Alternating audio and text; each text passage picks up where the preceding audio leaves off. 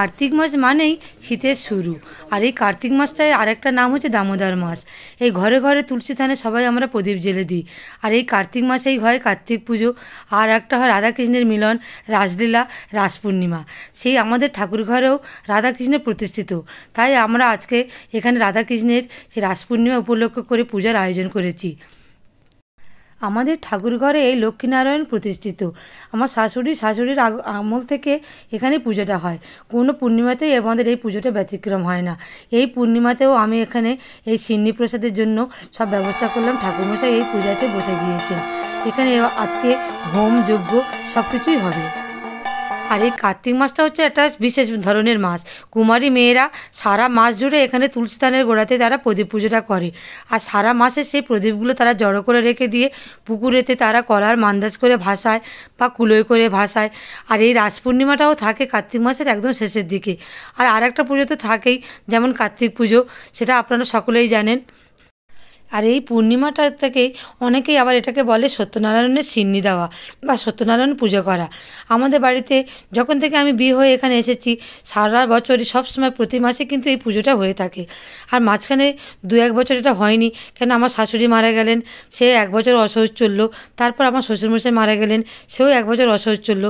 তারপর আবার সব কিছু মিটে যেতে আবার এই পুজোটা শুরু হয়েছে। আর ওইদিকে ঠাকুরমশাই পূজা করে এদিকে আবার হোমের যজ্ঞেতে এই আগুনটা ধরিয়ে দিলেন। আর জানেন তো, এই যজ্ঞের আগুন এটা একটা বিশুদ্ধতার প্রতীক। যেন মনে হয় সমস্ত পাপ, সমস্ত অহংকার, সমস্ত খারাপ কিছু সব এই যজ্ঞের আগুনে আহুতি দিয়ে এই বাড়ি, আমাদের মন সব কিছু যেন একটা পবিত্রময় হয়ে যায়। একটা খুব সুন্দর একটা ভালো লাগার অনুভূতি যেন মনের মধ্যে চলে আসে।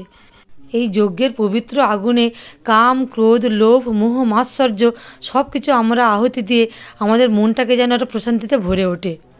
এখন মানুষের জীবনটা যান্ত্রিকময় হয়ে গেছে, স্বার্থময়ময় জীবন। মানুষ এতটুকু সময় আর অবসর পায় না। তাই সারাদিন পরে যদি ঠাকুর ঘরে এসে একটু এই পূজা অর্চনা করা যায়, একটু শান্তি মনে বসে থাকা যায়, তাহলে যেন পরের দিনের কাজের জন্য আবার মনটাকে নতুনভাবে তৈরি করা হয়, উৎসাহ পাওয়া যায়। আর আজকে এই পুজো উপলক্ষে বাড়িতে যেন একটা আলাদা রকম ব্যস্ততা ছিল। বাড়ির নিরামিষ রান্নাবান্নাগুলো তো পাশাপাশি ছিলই, সব কিছু গুছিয়ে নিয়ে তারপর আমরা চলে এলাম এই ঠাকুর ঘরে এই পূজার জোগাড় করতে।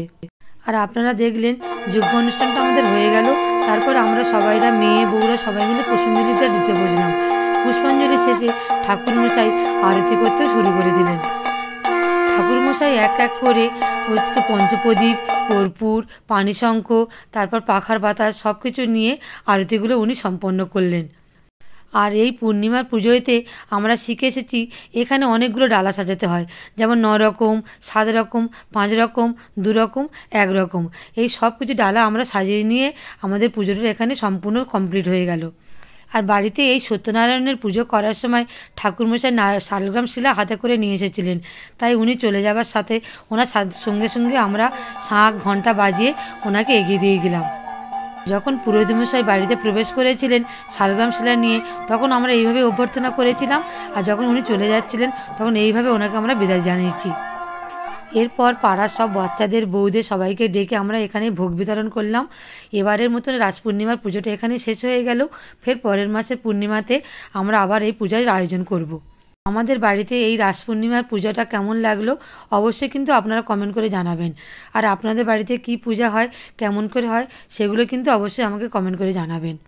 ধন্যবাদ।